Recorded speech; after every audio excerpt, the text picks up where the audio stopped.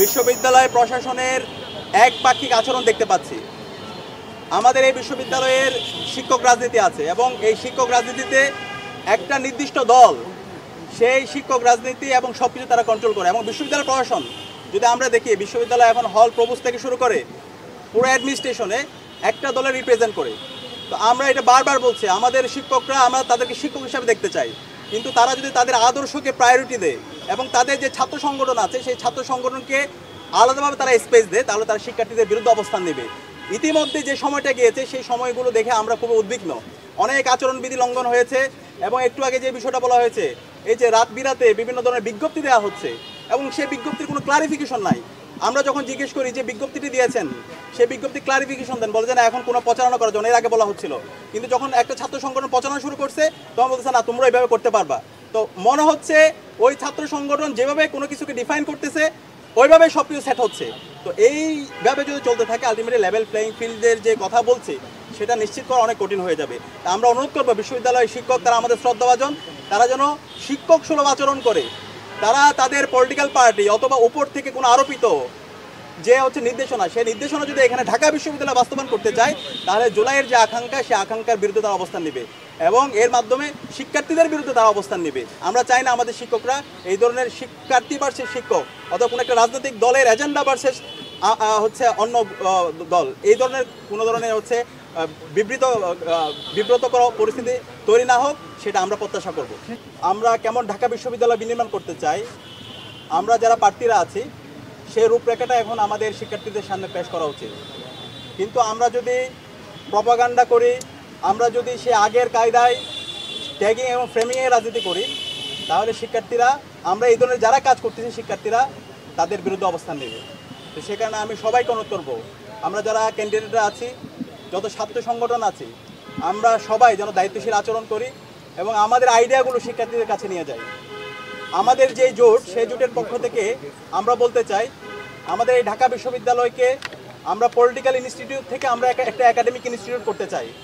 আমি যখন ঢাকা বিশ্ববিদ্যালয়ে প্রথম বর্ষে ভর্তি হয়েছিলাম, অথবা আমার মতো এখানে আমরা যারা আছি, প্রত্যেক শিক্ষার্থী অনেক বড় একটা স্বপ্ন নিয়ে ঢাকা বিশ্ববিদ্যালয়ে ভর্তি হয়। ঢাকা বিশ্ববিদ্যালয়ে আসার পরে যদি আপনি জিজ্ঞেস করেন, প্রত্যেক শিক্ষার্থী সে বলে সে বিশ্ববিদ্যালয়ের শিক্ষক হতে চায়, অথবা একজন সরকারি আমলা হতে চায়, অথবা ভালো একজন একাডেমিশিয়ান হইতে চায়। এভাবে অনেক বড় বড় স্বপ্ন থাকে, কিন্তু এই স্বপ্নগুলো বিশ্ববিদ্যালয়ে যে আবাসন সংকট, খাদ্যের অনিরাপত্তা, স্বাস্থ্যের অনিরাপত্তা এবং কোকারিকুলার অ্যাক্টিভিটিগুলো ঠিকমতো ফাংশন না করা এবং শিক্ষার পরিবেশ না থাকার কারণে এই স্বপ্নগুলো স্বপ্নভঙ্গ হয়ে যায়। এবং এখানে রাজনীতির নামে অপরাজনীতির ফলে শিক্ষার্থীদের রাজনীতির প্রতি বিমুখতা তৈরি হয়। তো সেই জায়গা থেকে আমরা যদি শিক্ষার্থীদের ম্যান্ডেট পেয়ে আমরা যদি সেবা করার সুযোগ পাই, আমাদের প্রথম কাজ হবে এই ঢাকা বিশ্ববিদ্যালয়কে পলিটিক্যাল ইনস্টিটিউশন থেকে এটাকে একটা একাডেমিক ইনস্টিটিউট করা। এবং আমাদের একাডেমিক ইনস্টিটিউট করার জন্য আমরা বারবার বলছি, আমরা টিচার্স এভ্যালুয়েশন সিস্টেম চালু করব। শিক্ষকদের মূল্যায়নটা আমাদের করতে হবে এবং আমাদের শিক্ষার্থীদের লাইব্রেরি ফেসিলিটি, আজকে আমাদের যে লাইব্রেরিগুলো আছে খুবই ভঙ্গুর অবস্থা। আমাদের প্রত্যেকটা জায়গায় আমরা লাইব্রেরিগুলোকে আধুনিকায়ন করব।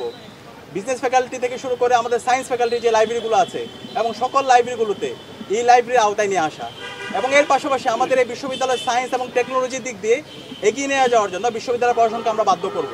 আমরা জানি ঢাকা বিশ্ববিদ্যালয়ে একটি ইনস্টিটিউট আছে, সেটা হচ্ছে লেদার টেকনোলজিক্যাল ইনস্টিটিউট। বাংলাদেশে আমরা জানি আমাদের রপ্তানির অন্যতম একটা খাত ছিল, বৈদেশিক আয়ের অন্যতম খাত ছিল আমাদের এই লেদার। কিন্তু আমরা দেখতে পেয়েছি আমাদের এই আইলেটের শিক্ষার্থীরা অনেক সম্ভাবনাময়, কিন্তু ওইখানে যে মেশিনারিজগুলো আছে প্রোডাক্ট তৈরি করার, সেই মেশিনারিজগুলো 30 থেকে 35 বছর আগের, যে কারণে মডার্ন সময়ে, বর্তমান সময়ে যেভাবে প্রোডাক্টগুলো তৈরি করা দরকার সেই প্রোডাক্টগুলো তৈরি করা হচ্ছে না। একটা সিন্ডিকেট এখানে তৈরি হয়েছে। তো ইনশাআল্লাহ আমরা যদি শিক্ষার্থীদের সেবা করার সুযোগ পাই, আমরা অবশ্যই আমাদের এই আইলেটকে নতুনভাবে আমরা ঢেলে সাজাবো। এবং আমরা আশা করছি গত 1 বছর জুড়ে আমরা যে সমস্ত কাজগুলো করেছি, শিক্ষার্থীদের পাশে যেভাবে ছিলাম, শিক্ষার্থীরা ঐক্যবদ্ধ শিক্ষার্থীদের লিডারশিপ কোয়ালিটি, তাদের সততা, তাদের দক্ষতা এবং শিক্ষার্থী বান্ধব কাজ, এই সব কিছু এবং জুলাই আকাঙ্ক্ষাকে ধারণ করে আমরা যতগুলো আয়োজন করেছি সেই আয়োজনগুলো সব কিছু শিক্ষার্থীরা স্বতঃস্ফূর্তভাবে গ্রহণ করেছে এবং এই ডাকসু নির্বাচনে শিক্ষার্থীরা আমাদের উপর আস্থা রাখবে এবং ইনশাআল্লাহ শিক্ষার্থীদের ম্যান্ডেট পেয়ে আমরা এই ঢাকা বিশ্ববিদ্যালয়কে সবার ঢাকা বিশ্ববিদ্যালয় হিসেবে গড়ে তুলব এবং এর মাধ্যমে এই ঢাকা বিশ্ববিদ্যালয় একটা গণতন্ত্রের স্থায়ী রূপ আমরা এক্সাম্পল সেট করব, যেটা পুরো বাংলাদেশ আমরা ছড়িয়ে দেবো।